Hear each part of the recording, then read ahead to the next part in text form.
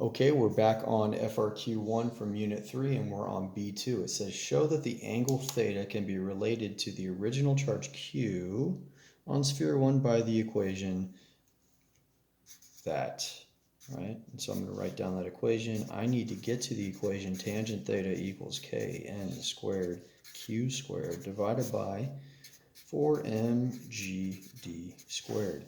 So really I'm trying to relate this idea of charge to the idea of theta.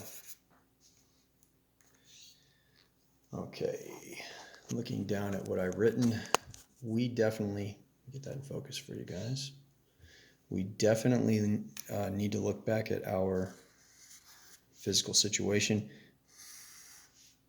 And there it is. There's sphere 2, there's sphere 1. Sphere 1 is being held with this string attached to a ceiling, right? What are the forces acting on sphere 1? Because if I'm going to get to this equation, I need to look at a free body diagram.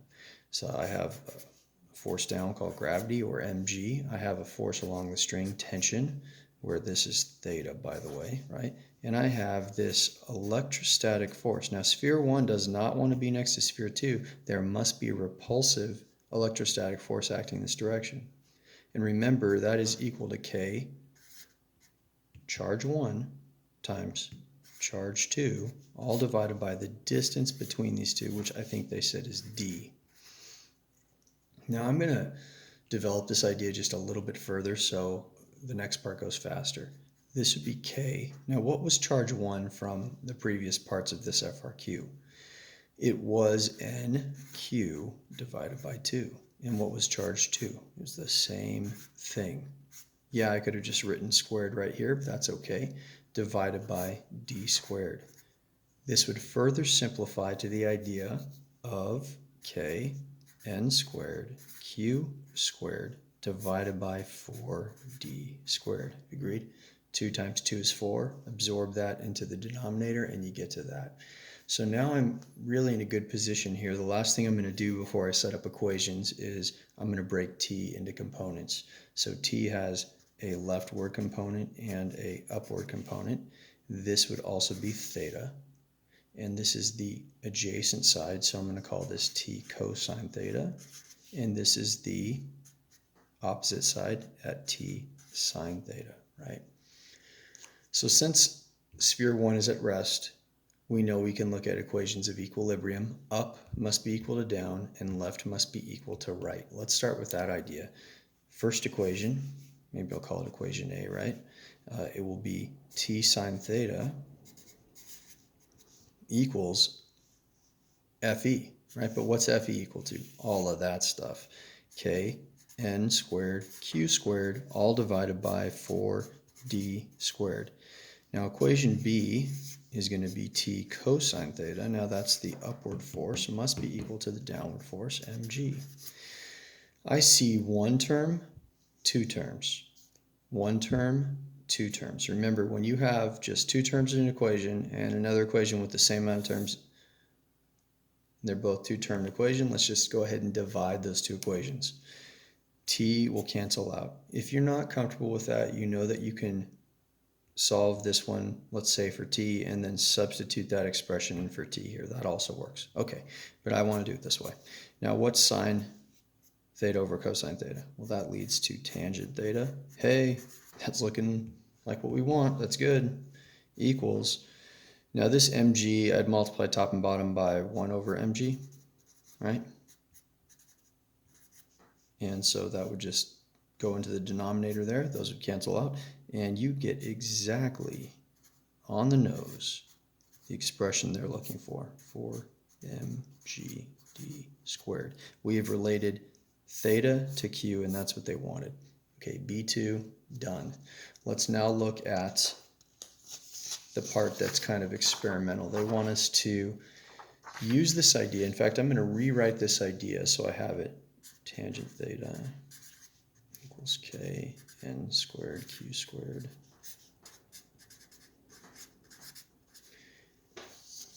We're going to use this equation as a guide for the next part. So if I'm looking at part C now,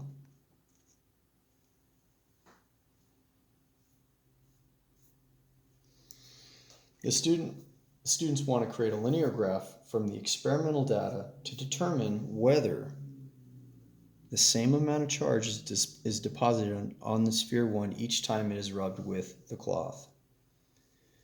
So the idea here is that we're rubbing the sphere with the cloth. If we rub it once, n equals 1, we get a certain amount of charge q. If I rub that same sphere with the cloth 2 times, well then I would get an amount of charge that is equal to 2q, 3q, 4q, so on and so forth, depending on n number of rubs on the sphere.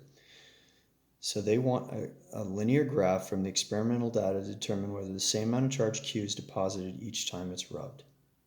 And when we think about that, we're looking for this idea of what versus what, right?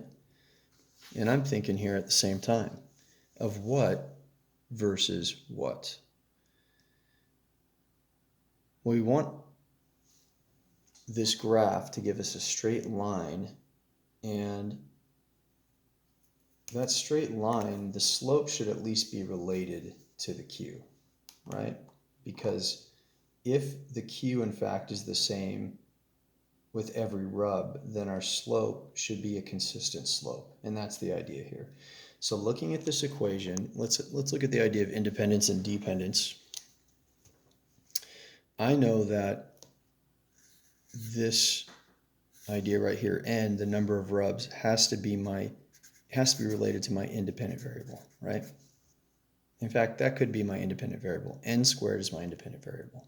It's what I'm doing. It's the manipulation that I am introducing to the experiment. What will result from that?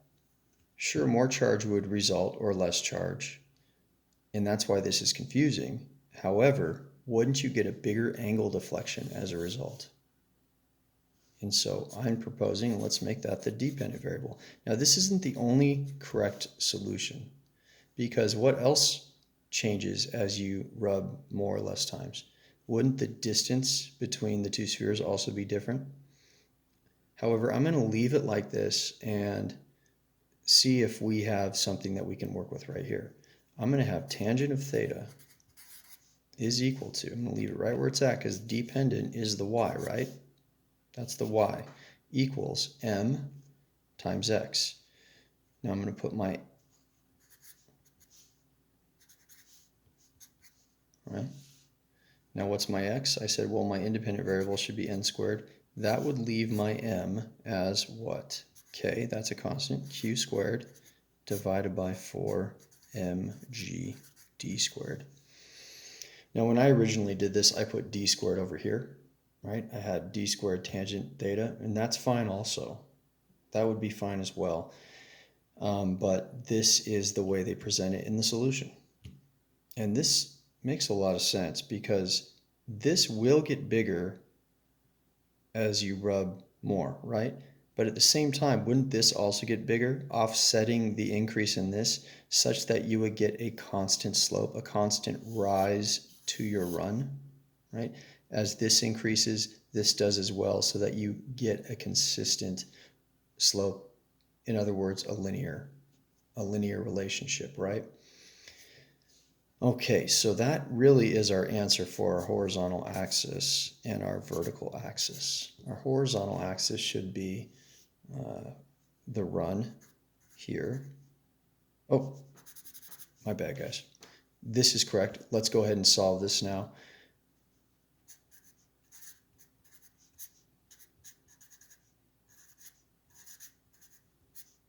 So this would be equal to, let's divide this over, tangent of theta divided by n squared. And the reason I'm setting it up like this, you don't have to, is because we can clearly see that this would be my rise and this would be my run, right? And that would give me a slope of this.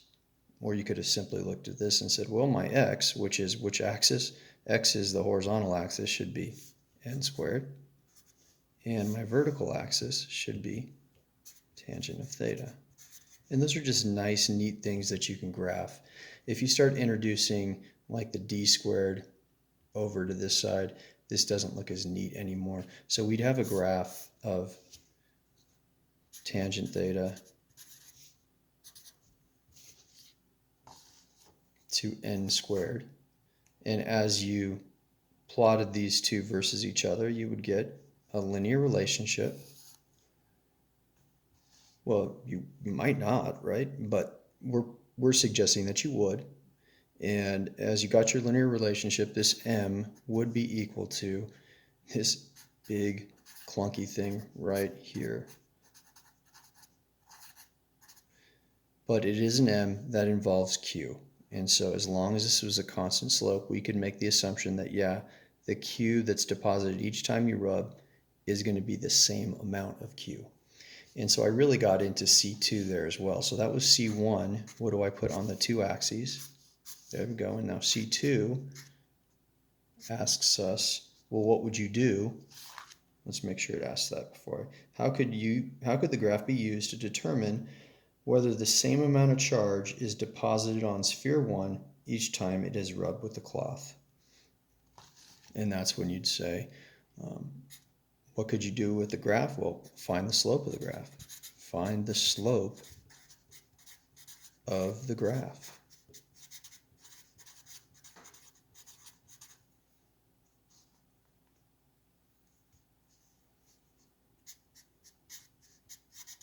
If the slope is constant,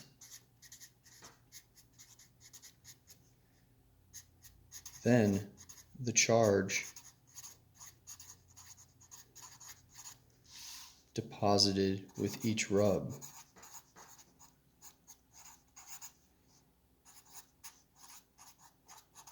is the same. And again, that has to do with the idea that if this increases every time I do another rub, then wouldn't this factor also increase, keeping my ratio or my slope consistent? And that's it. Thank you guys for listening. Have a great day. Bye.